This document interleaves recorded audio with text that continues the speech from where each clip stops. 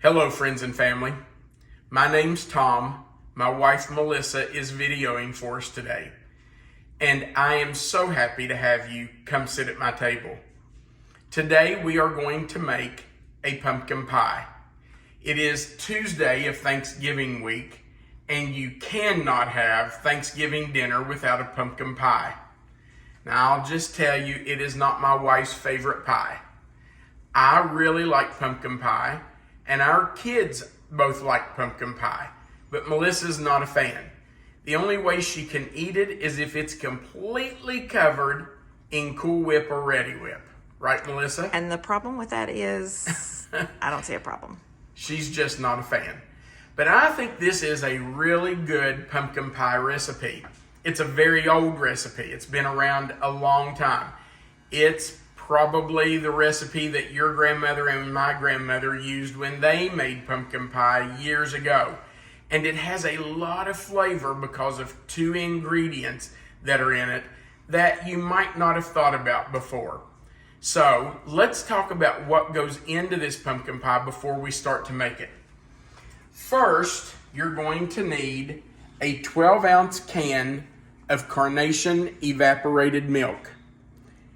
Now, make sure you understand this is Carnation evaporated milk. I guess it wouldn't have to be Carnation, it could be a store brand, but you just have to make sure that it says evaporated milk. It is not sweetened condensed milk. Sweetened condensed milk is very thick and rich and sweet. This is just like milk, except it's evaporated milk. So make sure you get a can that says that. We're also going to need 2 large eggs, just at room temperature or chilled, it doesn't matter.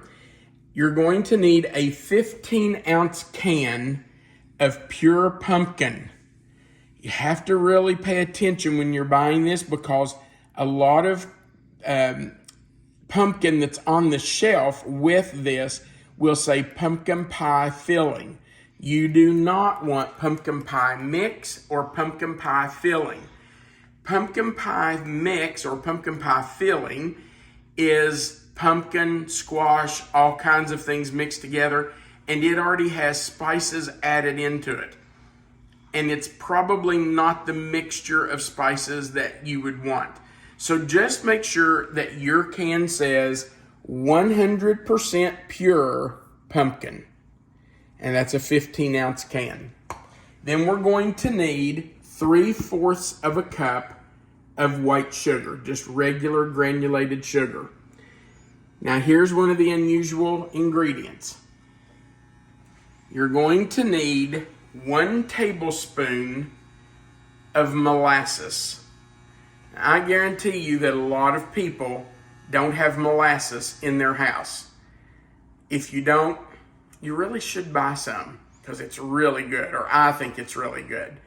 This just happened to come from a friend of mine who brought me a jar that her cousin had made, and I have made cookies with it and all kinds of things.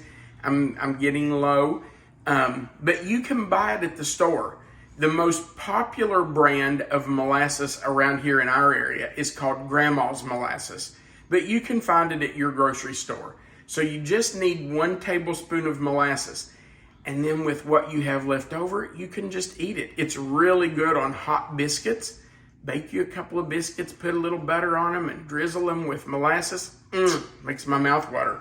But for this pumpkin pie recipe, you just need 1 tablespoon of molasses.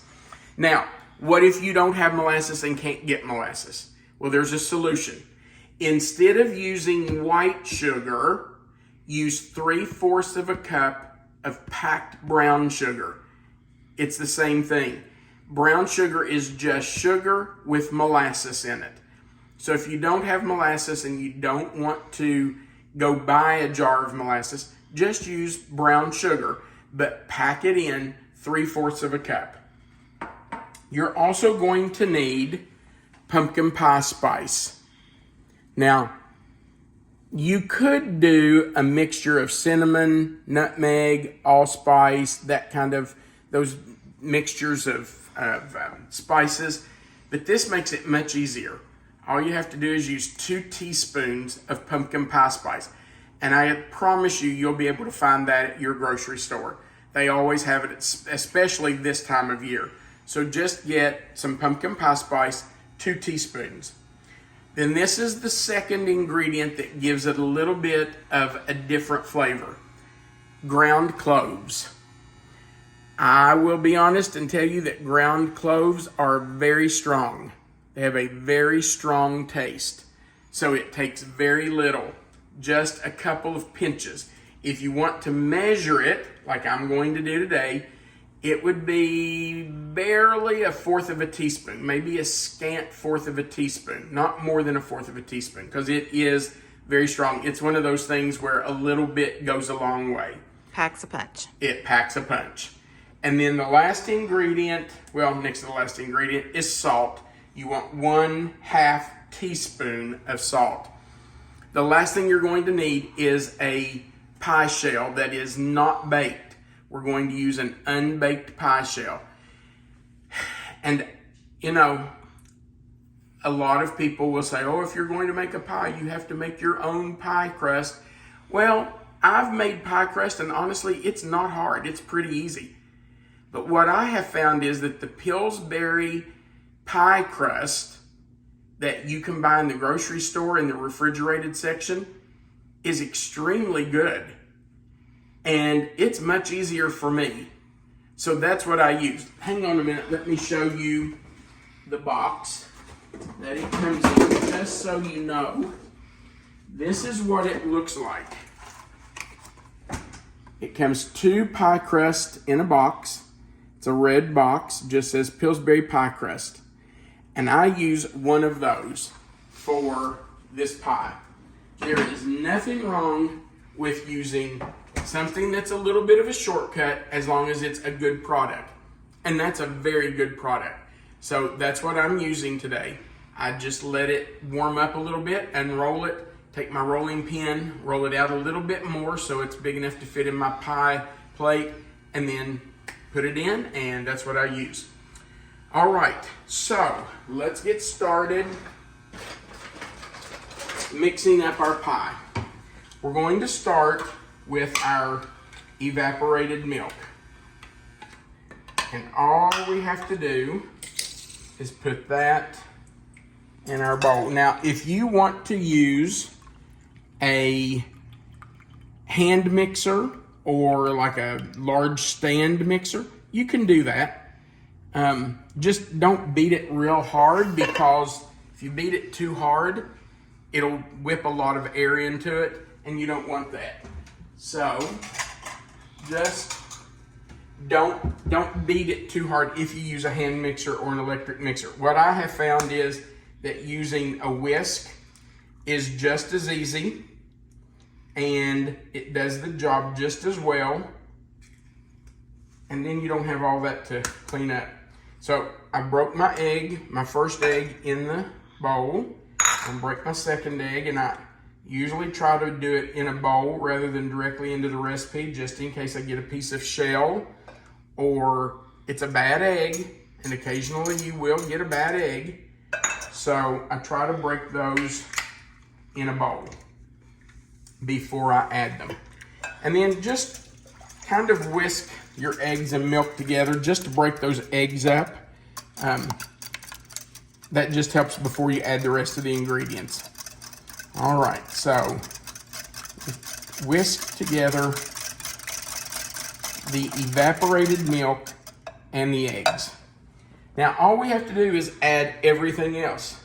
So we're going to add the pumpkin. Just scoop it in there. You've heard me say before, we don't waste anything. Get it all. You paid for it, you might as well use it. So get it all out of there. Now, I will tell you that I'm using a deep dish pie crust today, or pie plate. And I'm doing that for a couple of reasons. Number one, that's what I have. Pardon me. I have 2 deep dish pie plates, and so that's what I'm using. And the other reason is that pumpkin pie tends to puff up when it's baking.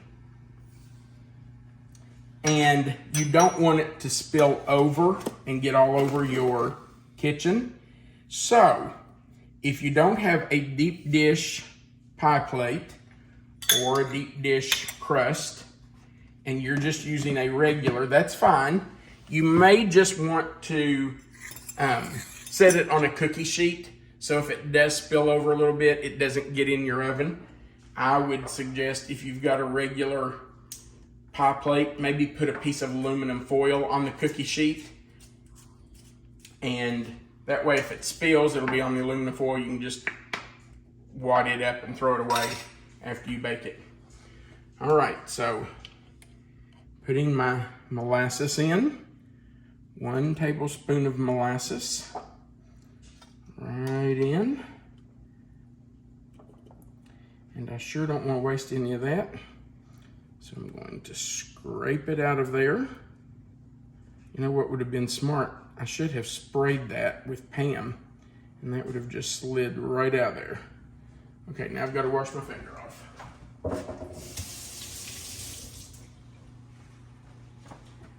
All right, so we have that. Now, we're up to our pumpkin pie spice, and I'm going to use 2 teaspoons of pumpkin pie spice. This is actually cinnamon. I think it's cinnamon, nutmeg, and allspice. Let me look. Cinnamon, ginger, nutmeg, and allspice.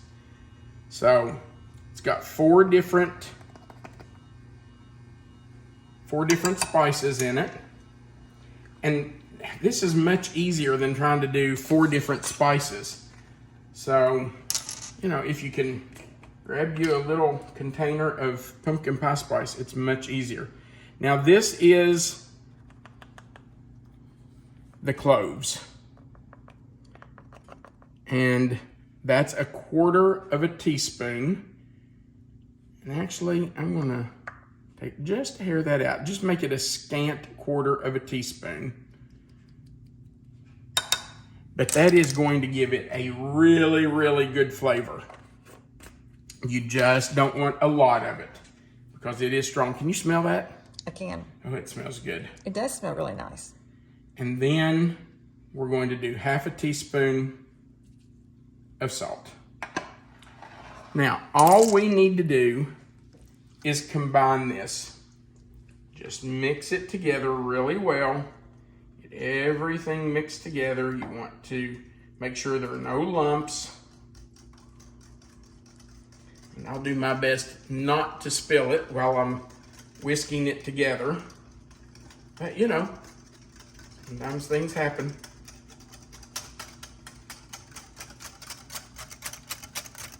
Look at the color of that. You know, there are people, I'm sure, who would think, you know, rather than use canned pumpkin, I should go find a pie pumpkin. A pie pumpkin is a very small pumpkin that you can use to make pie with. But you know, there's really no reason to do that. Canned pumpkin is really good. The companies have done a great job of pretty much perfecting 100% pumpkin that is canned. I cannot imagine trying to roast my own pumpkin and then puree it.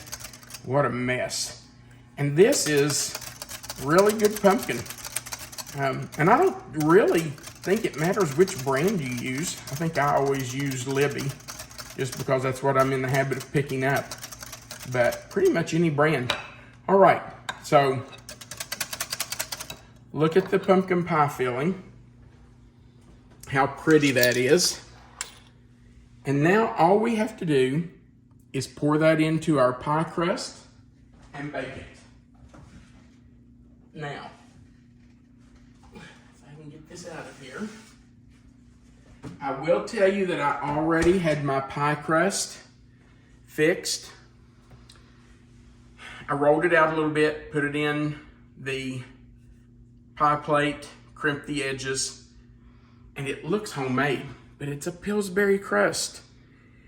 But after I did that, I stuck it back in the refrigerator because you want your crust to be cold when you put it in the oven. If it's not cold, then it has a tendency to get too done on the bottom. So just fix your pie crust first, stick it back in your refrigerator, and let it stay there until you're ready to fill your pie shell. And all we're going to do is pour our pie filling right in there. Melissa, could you hand me that spatula out of the pumpkin can, please? Thank you. You're welcome. Because we don't want to waste one drop of this delicious pie filling.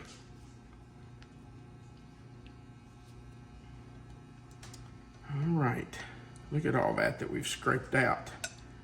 Ooh, I'm glad we got that. That's one more bite for somebody. You know, this is the only time of the entire year that I make a pumpkin pie. I don't know why. I never think about making a pumpkin pie anytime besides Thanksgiving. It's the only time we do it. Now, this is what we're going to do with it. I've already preheated my oven to 400 degrees.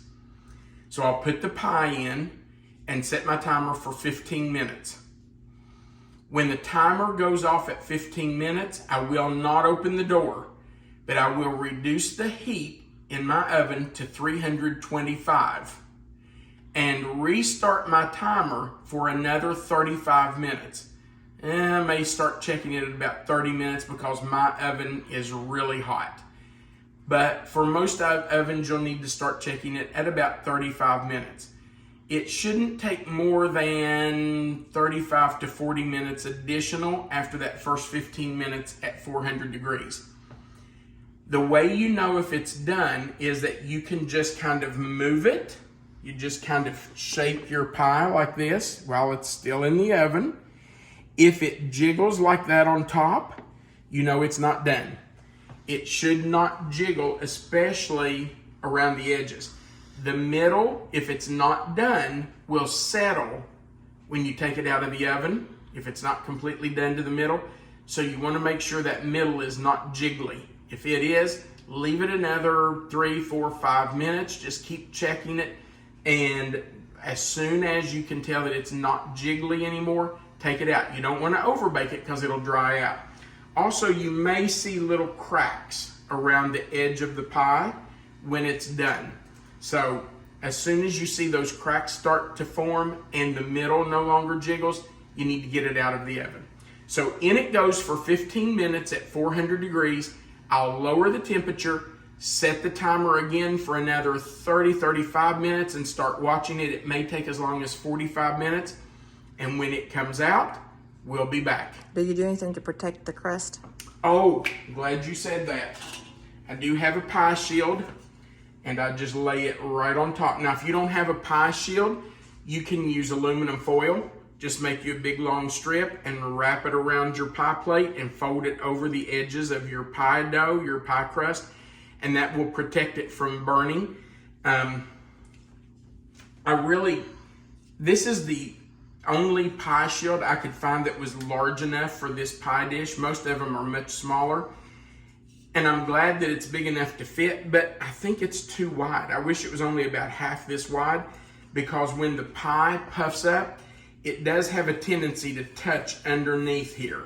And then it kind of sticks, and when I take it off, it makes an ugly place on the pie. But at least it doesn't let the crust burn. So I do cover that while it's baking, at least for the first probably 30, 35 minutes. And then I check to see if the pie crust is okay. If it is, I might take it off toward the end just to let it brown up a little bit. But if you don't cover it at all, your crust might, along the edges, the top edges, might be a little too done. That never hurt anything. There are a lot of people that like a kind of a burnt crust on the top. I'm not one of those people, so I cover mine. But thank you for reminding me of that before I put it in. All right, so we're going to go in with our pie.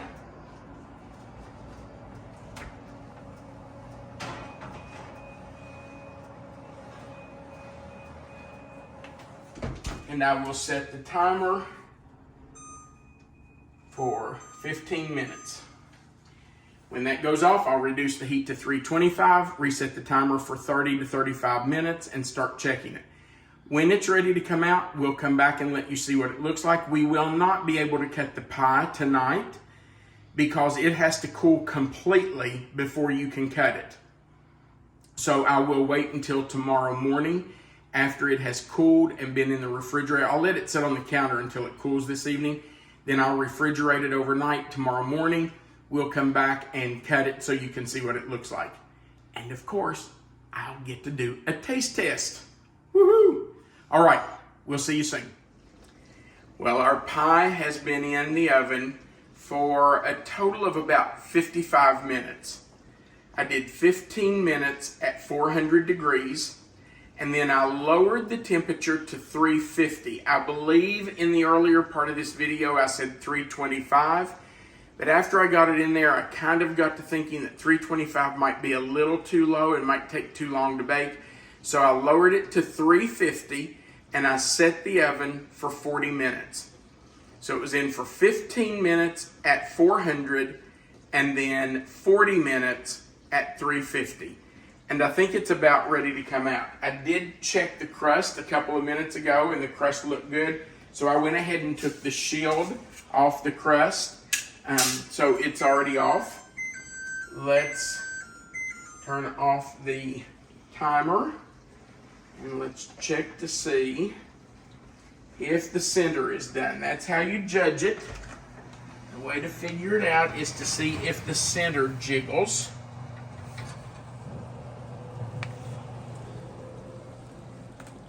So if you wiggle it, the whole pie moves a little bit, but the center is not loose. So we're going to take it out and just hope that it's done all the way through. It looks really good. The crust looks nice. The crust looks really good because of that shield. Now, another thing that I should have told you about the crust was that I did not take a fork and I think they call it dock the crust. You know, on some pies, before you blind bake the crust, you take a fork and you dock it or prick holes in it. Well, I think you only do that if you're baking the crust before you fill it. And those holes are in that crust to keep it from puffing up, since there's nothing in it to hold it down. When you're putting a pie filling in an unbaked shell, an unbaked pie crust, you do not dock it with a fork. You do not poke holes in it. If you do, that wet filling will seep down into those holes and make your bottom crust soggy. So, our pie is out. It is not ready to cut and eat. It does have to cool completely. And you can eat it at room temperature. It's fine to eat at room temperature, but we prefer pumpkin pie cold. And we prefer it with a nice dollop of Cool Whip or whipped topping or Ready Whip on it. Or a dump truck load full of it, in my case. Or if you're Melissa, a dump truck load of Cool Whip on it. In other words, she has to mask the taste because she doesn't like it. I don't know what I was saying. So Sorry. it's okay. So don't dock your crust before you put the filling in.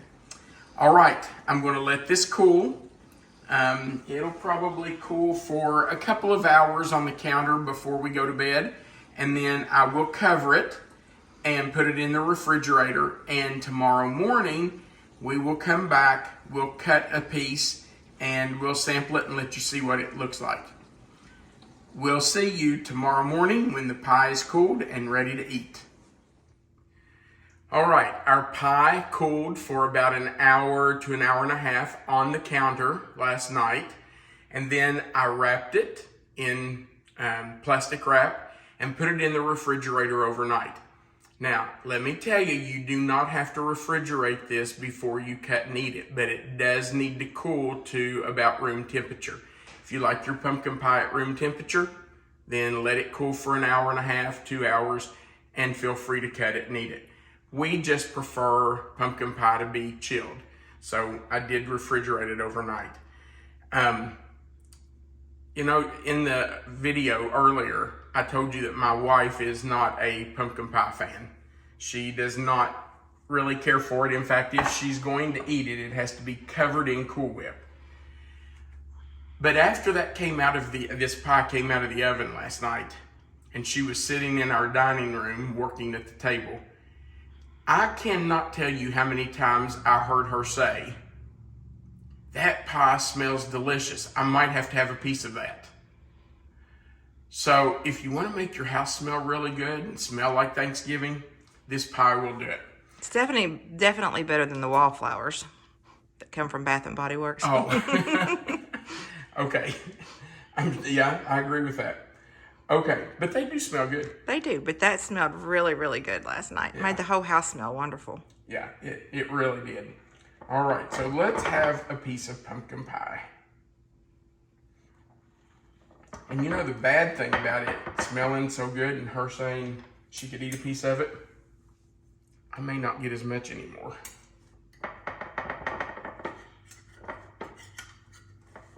Oh, it's breaking up a little bit. First piece is always the hardest one to get out of there. The nice thing is, if it cracks a little, you can just cover it up with Cool Whip. All right. And I'll be honest, we like Cool Whip out of the tub, but we prefer Ready Whip. It's our favorite. So let's put a little dollop. If Melissa was eating it, we would put a big dollop.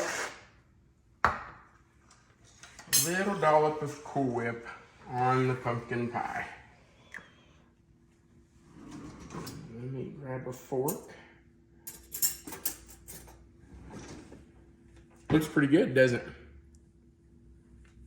Looks really good. And you know, you can kind of see the specks of spices in it. Makes it really a pretty pie, I have to say. Yeah, it really does. All right, here we go.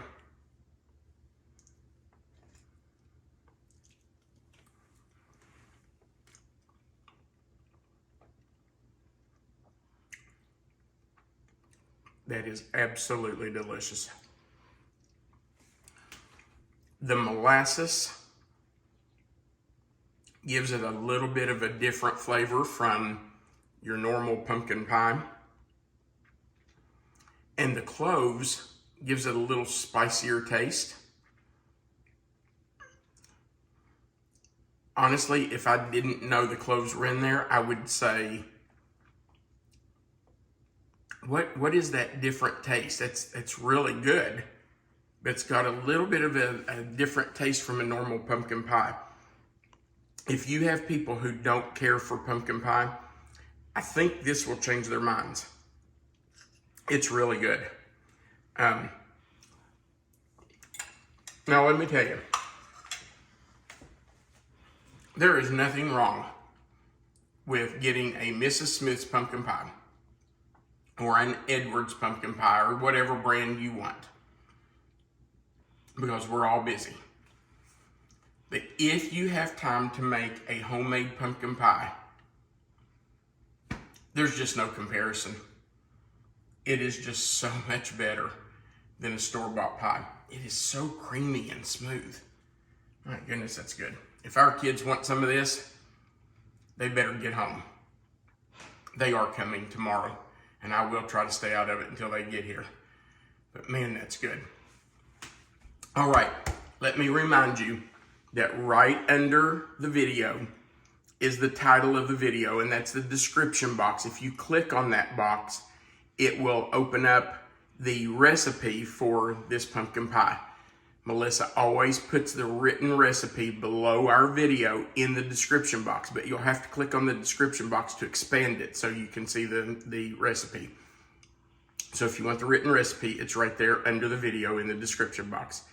Also, we would appreciate if you would go down below the video and click the thumbs up. That just says you liked our video, and it helps build our channel. On the other side, which would be your right side, there's the word subscribe. If you would click that and subscribe to our channel if you haven't already, that just helps us build our channel. It helps us get more viewers. So we would appreciate if you'd do those two things. And then if you feel like sharing our video, that really helps us get out there where people can see our videos and see our recipes. So feel free to click the share button and put it on your own page and just help us get the word out that we've got a channel. We really do appreciate you watching. We appreciate that you're helping us build this channel. And remember, as always, you are always welcome to come sit at our table. Bye.